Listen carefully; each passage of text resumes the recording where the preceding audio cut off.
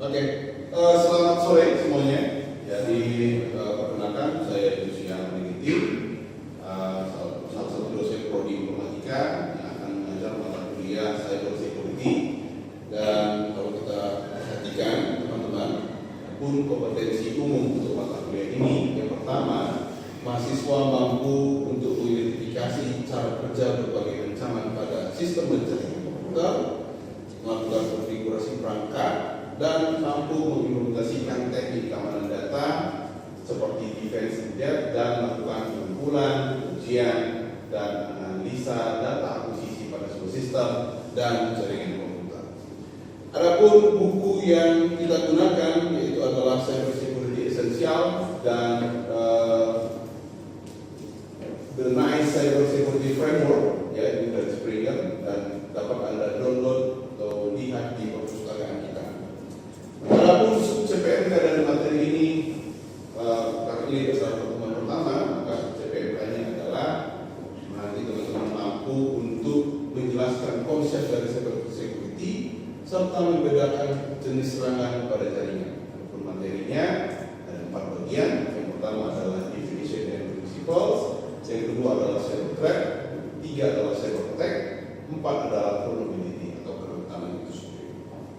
Nah, kita masuk ke bagian pertama, definition and principle. Mungkin teman-teman pernah sering mendengar security itu apa. Security bukan satpam yang ada di depan rumah Anda atau di depan kampus kita, bukan. Tapi security itu adalah bagaimana prosesnya saya untuk membuat sebuah sistem itu menjadi aman.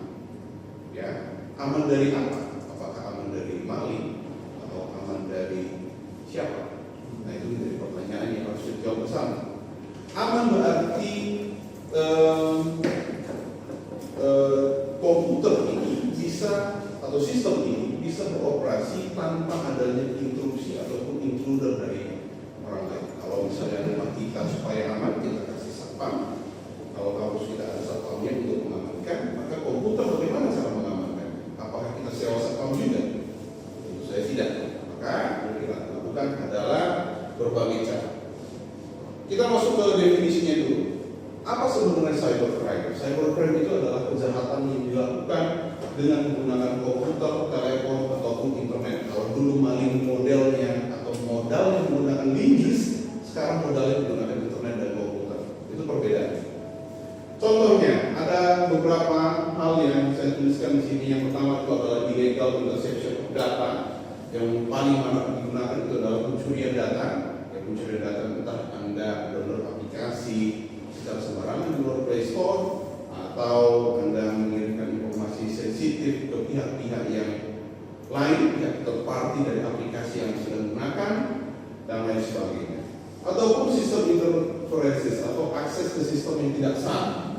Contoh, saya kok dapat nilai cyber security itu dapat C ya, saya pengen mengulang tapi malas. Caranya udah deh, saya mau bobol sistemnya, mau ubah sistem nilai di sistem. Nah, ini bisa menggunakan sistem interferences. Nah, itu adalah salah satu akses sistem yang tidak sah. Yang ketiga, ini adalah sale of illegal items atau penjualan narkotika, narkoba, kartu kredit, deep web, dan dark web. Ini adalah pencurian barang-barang ilegal yang banyak kita jumpai di era sekarang, gitu ya. Terlebih dari selain penjualan narkoba atau kartu kredit ini, banyak sekali sekarang itu bertebaran penjualan produk-produk digital di media sosial yang tanpa melalui proses hukum yang benar. Contoh, tidak bayar cukai atau beli barang dari luar negeri masuk ke Indonesia secara ilegal dan diperdagangkan di e-commerce saat ini dengan harga yang lebih murah. Nah, ini adalah salah satu dari cybercrime atau sale of illegal items.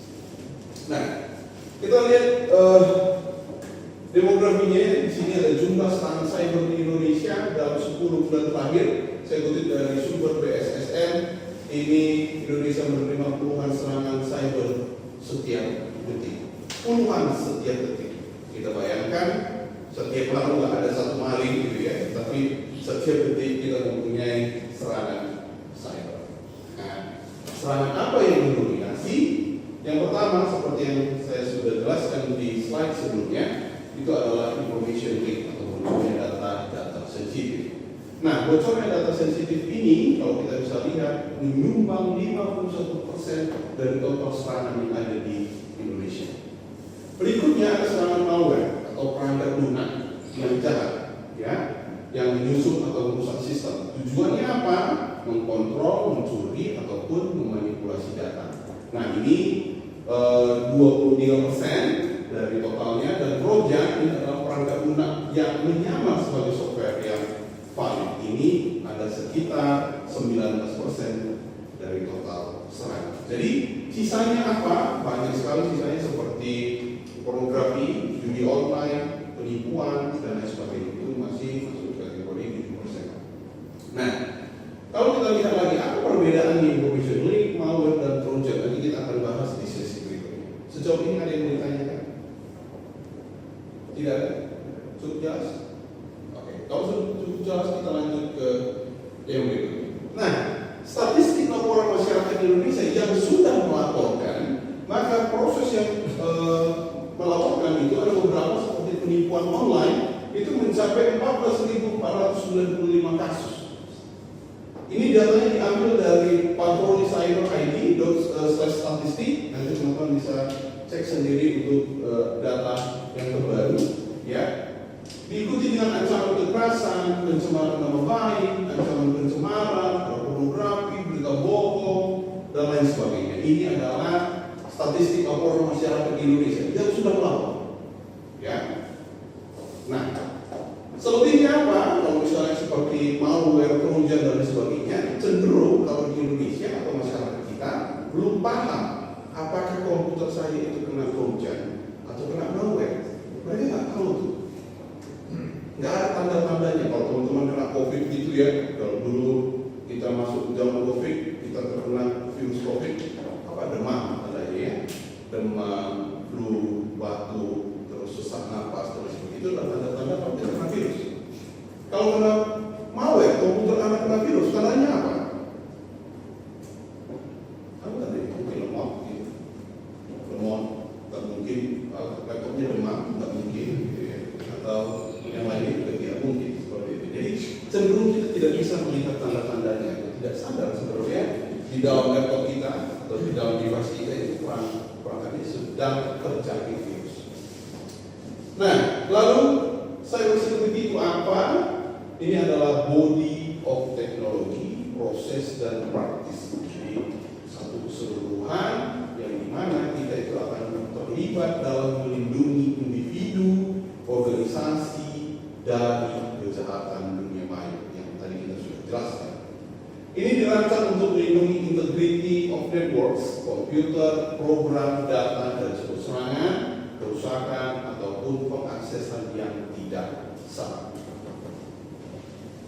Nah, di sini ada cyber security principle, CIA. Mungkin teman-teman sudah sering mendengar. CIA ini bukan badan intelijen Amerika Serikat ya, tapi di sini ada cyber security infosec, ya, terdiri dari apa? Yang pertama C-nya itu adalah confidentiality, integrity, dan availability. Dan ini adalah pilar atau 3 pilar utama yang bisa kita gunakan untuk mendukung sebuah keamanan atau cyber security. Kita lanjut lagi. Jadi keamanan informasi adalah penjagaan terhadap kerahasiaan, ya, keutuhan dan ketersediaan atas informasi. Selanjutnya, kalau kita lihat secara lebih detail, confidence artinya dalam bahasa sederhana adalah privasi. Bagaimana Anda menjaga privasi?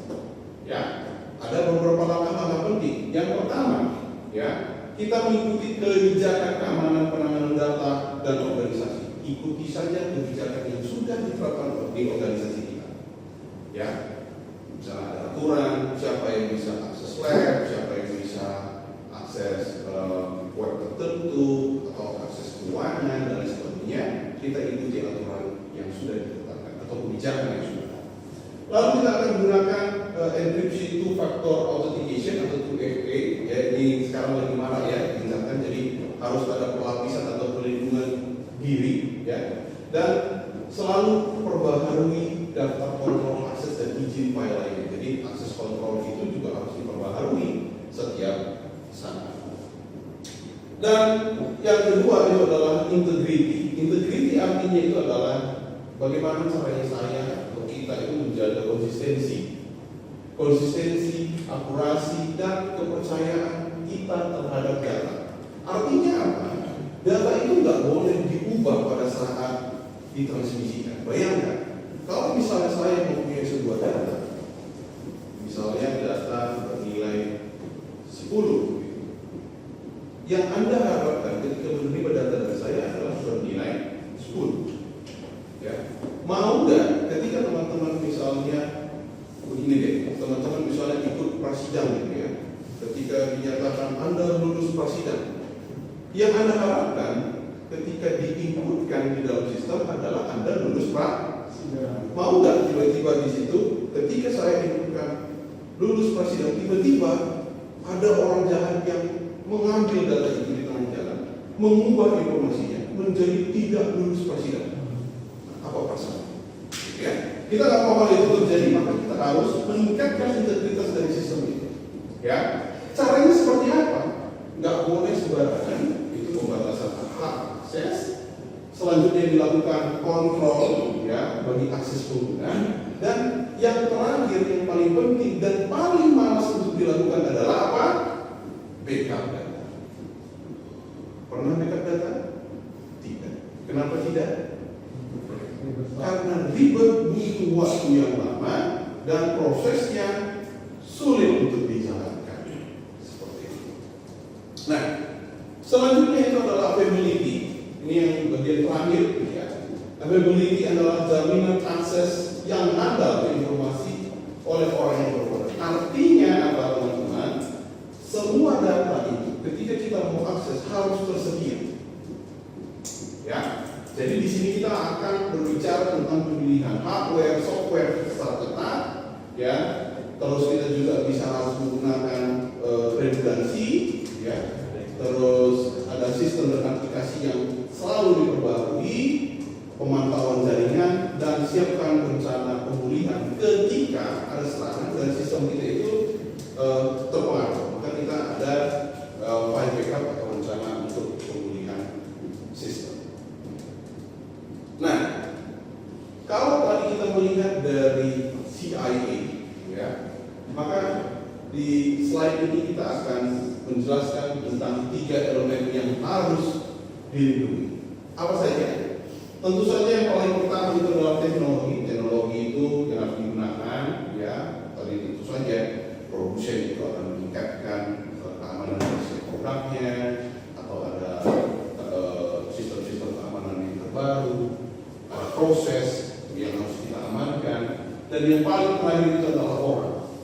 Ya, orang yang berinteraksi dengan informasi itu harus diberi pengetahuan, diberi pemahaman terhadap cyber security agar apa? Tidak melakukan kesalahan-kesalahan yang dapat mempengaruhi keuntungan atau orang lain seperti itu. Kita masuk ke bagian kedua, yaitu adalah cyber threat. Tadi kita sudah paham apa itu cyber security, maka kita masuk ke ancaman apa yang ada. Kalau di sini teman-teman bisa lihat, saya bold merah dikatakan no free lunch. Tidak ada makan siang yang gratis. Oke. Artinya apa? Contoh sederhana saja. Kalau teman-teman pakai Windows 11 original semua. Yang pakai original angkat tangan. Yang pakai original tidak ada yang angkat tangan. Berarti semuanya pakai bacaan semua ya. Oke. Nah, kalau teman-teman bayangkan Anda memakai situs atau aplikasi bacaan, apa yang terjadi? Windowsnya aman-aman, aman dipakai, lancar ya, tidak ada masalah. Sobat sobor. Tapi yang tidak Anda ketahui adalah mereka itu mempunyai satu keinginan ya, untuk mengambil data tanpa Anda tahu. Ya, contohnya adalah seperti apa? Contoh kalau teman-teman install namanya loader ya di Windows itu secara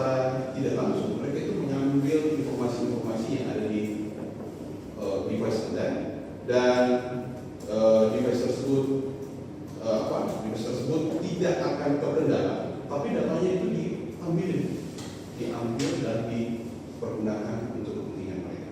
Nah, itu adalah salah satu. Nah, cyber threat ini adalah tindakan jahat yang mencoba mendapatkan akses ke jaringan komputer tanpa izin dari pemiliknya. Nggak izin dia, toh kita yang secara tidak langsung mengizinkan. Secara tidak langsung kita menginstal aplikasi itu di dalam perangkat kita. Contohnya, ya, ada social engineering, unpaid software, phishing, network wars, dan lain sebagainya. Ini yang paling sering kita abaikan, ya, unpaid software atau update software, betul? Ya, kalau saya update software, laptop saya jadi lemot, tidak bisa dipakai, sehingga update software saya matikan. Nah, secara tidak langsung kita itu meningkatkan ancaman terhadap perangkat yang kita miliki. Selanjutnya, ini juga ada ya contoh beberapa ancaman yang digunakan, ya, yang sering kita lihat di web, ya. Unduh webbook versi terbaru di sini, ya. Bro, wajib kalian tonton video ini. Nah, ini kan banyak sekali ya. Ini adalah contoh dari cyber threat. Kesempatan kamu untuk memenangkan rumah impian hanya dengan sekali klik. Nah, ini contoh-contoh yang paling sering. Atau kita berdownload lagu atau convert sebuah file extension, ya apa misalnya, ya, Word to PDF. Nah, itu adalah salah satu dari cyber threat atau extension yang configuration atau ya, yang senyum-senyum biasanya sering melakukan itu, ya. Nah, ini contoh. Kalau kita lihat sama-sama teman-teman, contoh kasus ada email phishing.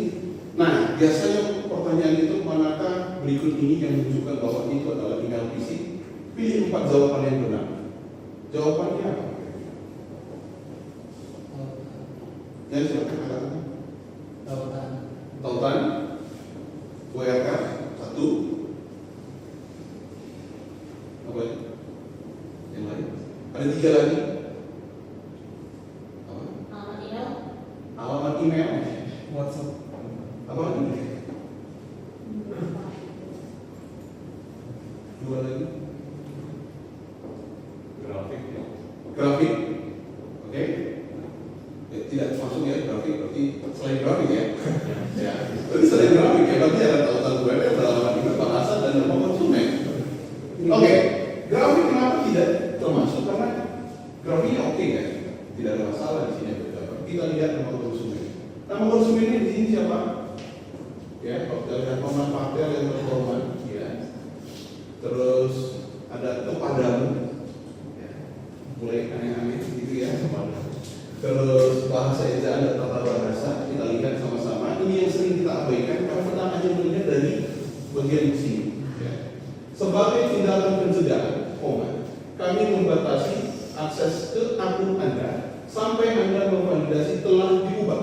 Nah ini ya, memvalidasi telah diubah. Untuk mencegah ketidakteraturan lebih lanjut aktivitas, Anda tidak akan dapat mengakses akun Anda hingga masalah ini teratasi telah terselesaikan. Ya, jadi dari susunan kata ini kita bisa paham sebenarnya kalau ini nggak benar, itu email phishing.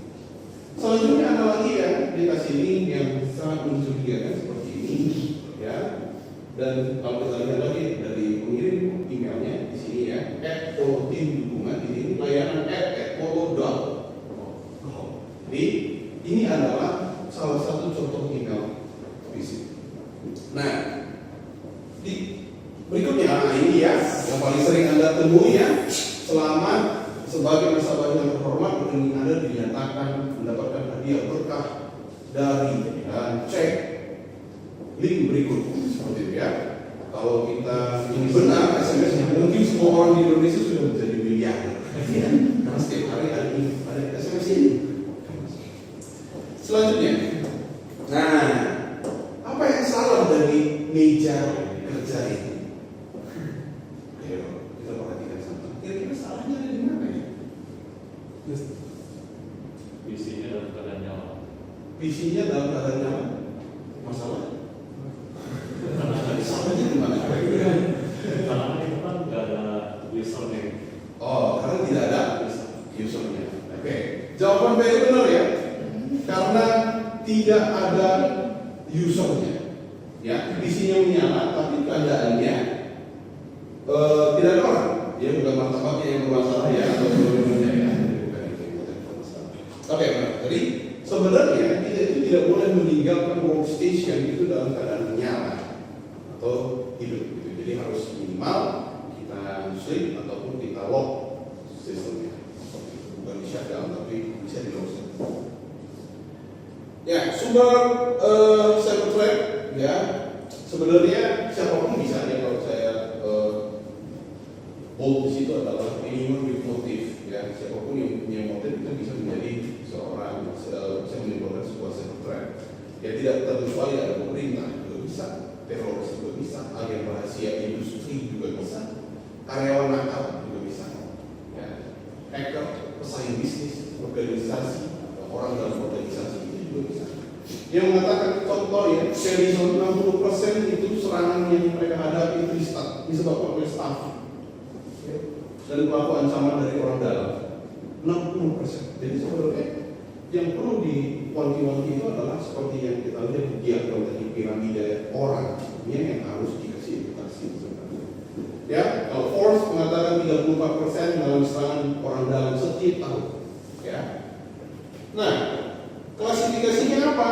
Ada yang terstruktur dan tidak terstruktur. Dan yang terakhir adalah sangat terstruktur. Contoh, ancaman tidak struktur ini ancaman yang mudah dideteksi dengan tools standar. Contoh, misalnya DOS, DDoS, PIN, nah itu standar ya, mudah atau tidak terstruktur. Terstruktur dilakukan berdasarkan pengumpulan informasi. Sebelum saya melakukan penyerangan, maka saya harus tahu informasi terkait dengan sistem Anda.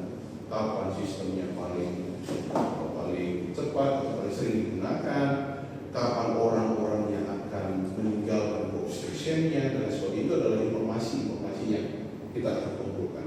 Dan ancaman yang sangat terstruktur ini adalah ancaman jangka panjang melibatkan orang dalam dan social analisis. Dan kembali lagi saya perlu jelaskan bahwa serangan itu bukan berarti saya harus serang sistemnya, butuh langsung saya serang sistemnya, tidak. Tapi saya bisa serang orangnya. Dari mana? Social analisis. Sederhana, teman-teman punya KTM, KTM-nya itu berisi informasi nama, NIK, dan lain sebagainya. Itu adalah informasi sensitif. Ya, informasi sensitifnya nama, NIK itu adalah berkaitan dengan email Anda. Betul ya? Berarti kalau email Anda adalah NIK, maka password Anda adalah ulang tahun. Jadi kita tahu di situ ya, teman kita itu sebenarnya kita tahu username dan passwordnya dengan mengetahui dari NIM-nya saja. Untuk dapatkan informasi ulang tahunnya dia kan gampang ya sekarang ya. Teman-teman tinggal buka Instagram kapan nih dia ada postingan selama ulang tahun dan teman-temannya itu adalah tanggal ulang tahun. Gitu ya. Oke. Selanjutnya teman-teman kita masuk ke cyber attack ya. Ini yang pertama adalah encryption. Jadi dia cut off, gitu ya, cut lainnya, jadi komunikasinya tidak bisa dilakukan dari orang pertama ke orang kedua. Yang kedua itu adalah interception, paketnya diterima tapi ada orang lain yang kuping, gitu ya. Dan yang ketiga itu adalah modification, ini udah cukup jahat ya. Dia nulis A, diubah sama dia, ini orang C. Dia tulis A, diubah ke C, ya, baru dikirimkan. Ya. Jadi diterima C, bukan si A. Ya. Kalau mereka janjian, oke, kita minggu depan liburan ke Tegal, dikirim diubah, yang diterima kita liburan ke Bandung, satu ke Tegal, satu ke Bandung. Itu adalah modification. Dan yang berikutnya adalah fabrication, yang ini yang agak repot ya, dia nggak ngomong apa-apa, dia tidak kirim apa-apa, orang ketiga mengirimkan pesan ke dia, gitu ya, tanpa sepengetahuan dari pihak yang pertama. Jenis-jenisnya apa? Ada malware, ya, jenis malware ada spyware dan adware. Spyware itu dirancang untuk mematai, ya, dan adware itu sering diinstal bersama dengan software. Kalau teman-teman install software gratis, running, pop-up-nya, rame ya, iklan muncul di mana-mana, gitu ya, diklik, klik iklan, gitu, itu adalah adware, ya. Dan ada ransomware, teman-teman, ya silakan kalau